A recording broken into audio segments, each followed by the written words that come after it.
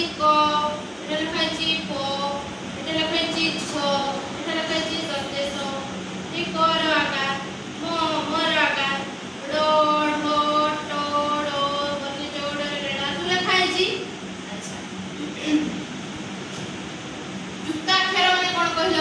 যুক্তা অক্ষর মানে দুইটা অক্ষরକୁ ମିଶେଇବା বা তিনটা অক্ষরକୁ ମିଶେଇବା, ମିଶେଇକି ଗୋଟେ ଅକ୍ଷର ହବା ହେଲା। ଦେଖ ମୁଁ କହୁଛି ଶୁଣ, କ ତୁମେ ପଢିଛ କ ଖ ଗ ଘ କ ଆଉ କ ଦୁଇଟାକୁ ଆମେ ମିଶେଇ ଦେବା। କ ଯୁକ୍ତ କ ସମାନ କଣ ହବ? କ ଯୁକ୍ତ ଖ କଣ ହବ? ଯୁକ୍ତ ଗ କଣ ହବ?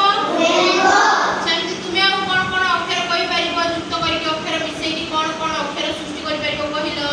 ନୂଆ ନୂଆ ଅକ୍ଷର କଣ?